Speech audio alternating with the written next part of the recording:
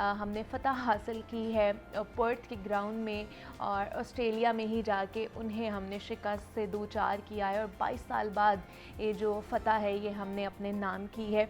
और एक तो उस पर भी बात करनी है, और दूसरा ये कि चैम्पियंस ट्रॉफ़ी की मुअत्तली के ख़दशात मज़ीद बढ़ते ही जा रहे हैं।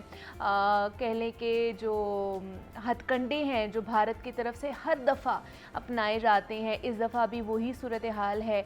और क्या वजह है कि भारत ये सारी जो हर्डल्स है वो क्रिएट कर रहा होता है? तो क्या हम ये समझ लें कि अब जो है हम मेज़बानी नहीं करेंगे या करेंगे? क्या क्या चांसेस हैं हमारे पास? इस पर बात कर लेते हैं। इस पर बात करने के लिए काशिफ भट्ट साहब हमारे साथ स्टूडियोज़ में मौजूद हैं। इस पर बात कर लेते हैं। स्पोर्ट्स एनालिस्ट हैं काशिफ साहब, आपको वेलकम कहते हैं जागो लहर में। कैसे हैं आप? Fine, thank you. काशिफ साहब, ये जो हमने 22 साल बाद एक इंतज़ार था हमें कि कब हम जो है ना ये सीरीज़ अपने नाम करेंगे, तो वो इंतज़ार ख़त्म हो गया। 22 साल बाद हम फ़तह याब हो गए हैं। क्या कहेंगे उसके ऊपर आप? फाइनली जी पूरे पाकिस्तान को, पूरी दुनिया में जहाँ क्रिकेट लवर्स है पाकिस्तान को, उन सबको बड़ी मुबारक कि पाकिस्तान ने वो क्रिकेट खेले जिसके लिए पाकिस्तान जाना जाता था।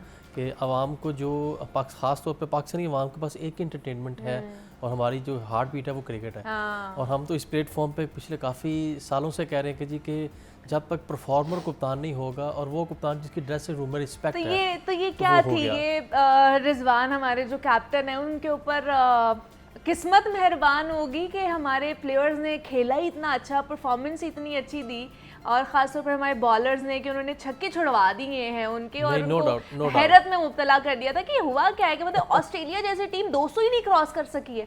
नहीं, नो डाउट। इसमें सबसे ज़रूरी बात है कि लीडर आपका कैसा है। अच्छा, रिजवान ऐसा लीडर है जिसने, जो साबका कप्तान बाबर आजम हो, शान हो, उनको सबको बाबर ने हमेशा सपोर्ट किया है। रिजवान ने सपोर्ट किया विकेटों के पीछे, कप्तानी में, फील्ड प्लेसिंग में, बॉलिंग चेंज में। और रिजवान पे जब वो खुद आया तो रिजवान के लिए वो एक नई चीज़ नहीं थी, क्योंकि वो ऑलरेडी 4-5 साल से कप्तानी के मोड में थे, क्योंकि फ्रेंचाइजी कप्तानी पाकिस्तान से कप्तानी कर चुके हैं।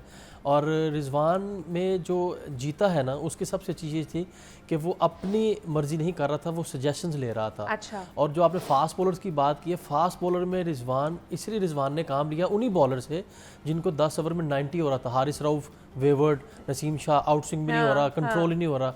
वो इसलिए कि पहले उसने बॉलर की उसकी मर्जी की फील्ड दी है। ओके। वो साइकोलॉजिकली एक इम्पैक्ट आया था कि कप्तान ने मुझे मेरी फील्ड दे दी कि भाई क्या चाहिए। उसने कहा मुझे 2 स्लिप और एक बैकफुट पॉइंट चाहिए, मुझे मिड विकेट चाहिए, मुझे ये चाहिए। उसने पहले वो दिया, उसके बाद फिर अपनी मर्जी की। ये एक अच्छे कप्तान की, जिसको कंट्रोल और कमांड हो अपनी कप्तानी पे भी और अपनी टीम पे भी, किसको कैसे कहाँ से काम मैंने लेना है। तो ये रिजवान ने शो किया, जो 20 साल बाद पाकिस्तान को ऐसी कप्तानी नज़र आई है कि कप्तान परफॉर्मर भी है, और उसको हर प्लेयर का पता है कि मैंने किससे डांट के काम लेना है, किससे प्यार से काम लेना है, और किससे मैंने सियासी तरीके से काम लेना है। और सबसे खूबसूरत बात यह है कि रिजवान को एक फ़ायदा ये है कि बाबर वहाँ पे मौजूद है, सीनियर प्लेयर मौजूद है, सलमान अली आगा जो टोटली एक पूरा पैकेज है, बैटिंग, बॉलिंग, फील्डिंग, जो वाइस कप्तान अनाउंस हो गए हैं, वो हर वक्त रिजवान के साथ मौजूद है। और रिजवान जहाँ कहीं फंसने लगते हैं तो सलमान उनके पास चले जाते हैं। अच्छा। तो ऐसा एक टीम वर्क नजर आ रहा है। सूरत हाल नहीं नजर आती थी आपको जब पहले हमारे जो कैप्टन, हम तो यहाँ पे कहते रहे, हमेशा कहते रहे और कहते रहेंगे कि जब तक पुत्र भतीजे पड़े हुए नेपोटिज्म आपके सामने अभी है पूरी टीम में, कोई मुझे बता दें कोई साबका प्लेयर का बेटा, भतीजा या कोई भांजा या कोई ऐसा नजर आ रहा, तो टीम पाकिस्तान की नजर आ रही है ना, अपने घर की टीम तो नहीं ना नजर आ रही। तो रिजल्ट आपके सामने है कि ऑस्ट्रेलिया को उसके घर में हराना, शेर के मुंह से निवाला निकालने वाला हिसाब है, बहुत बड़ी वो जो टीम 100%। और वो उसमें ऑस्ट्रेलिया जैसे पिच जहाँ पे पर्थ में आपके माथे से नीचे बॉल ही नहीं आता, दुनिया का फास्टेस्ट पिच है, और वहाँ पे आपने उनको 150 के ऊपर नहीं जाने दिया, ये बहुत बड़ी अचीवमेंट है। ये सारा क्रेडिट मैं कहूँगा रिजवान और उसकी क़यादत को और टीम वर्क कहूँगा कि बड़े अरसे के बाद नज़र आया। और उसके बाद रिजवान ने जो बैटर से बात की, अब्दुल्ला शफीक और साइम अयूब से, वो भी क्योंकि ये तो सामने टीवी पे नहीं आता ना, जो हमें इनसाइड पता लगती है कि रिजवान ने उनको यही कहा कि आउट से नहीं डरना। अच्छा। और वो हमेशा अपने शॉट रोकते थे। साइम अयूब के अंदर सईद अनवर की झलक नज़र आती है। अच्छा। जैसे सईद अनवर एक स्टाइलिश प्लेयर था, जब एक मॉडर्न क्रिकेट नहीं थी फिर भी वो पावर प्ले में, सर्कल में आउटस्टैंडिंग बैटिंग डिस्प्ले करते थे। साइम अयूब में वो चीज़ नज़र आ रही है, लेकिन 20-25 करके आउट हो जाता था, अपने शॉट रोकता था कि यार मुझे ये प्लान दे दिया कि हमने प्लान पे रहना। रिजवान ने उसको कहा कि गो एंजॉय योर गेम, और अब्दुल्ला कहा कि स्टे एंड एक एंड संभाल के रखना है।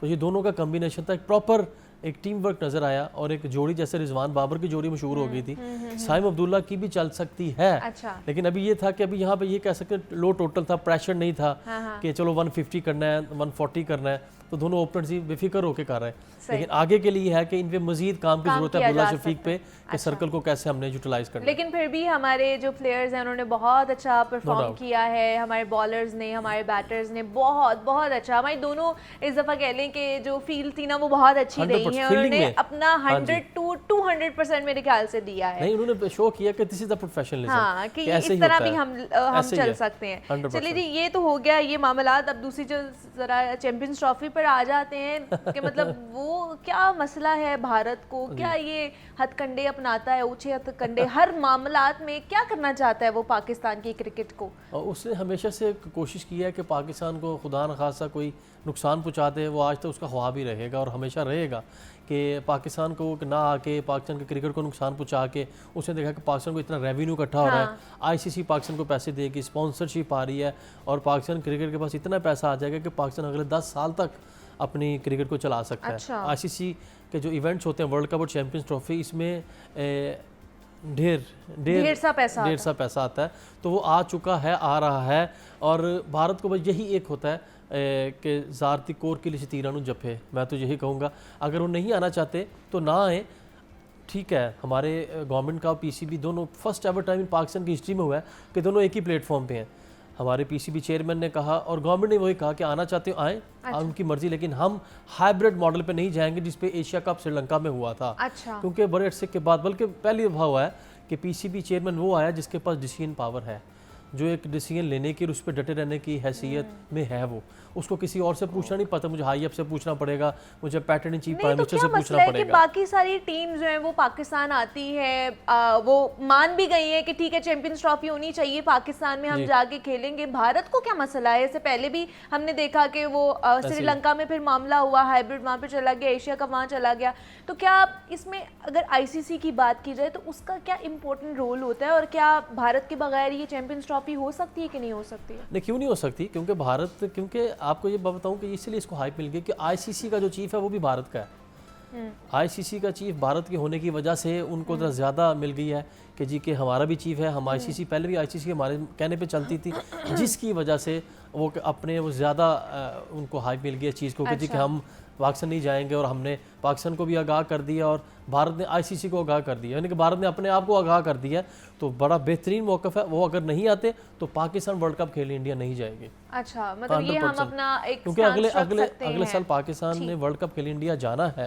तो बड़ा बेहतरीन बयान सामने 100% कह दीजिए कि वो आएंगे तो हम जाएंगे। चलिए, ये भी एक कह लें कि मौक़िफ़ रख सकते हैं।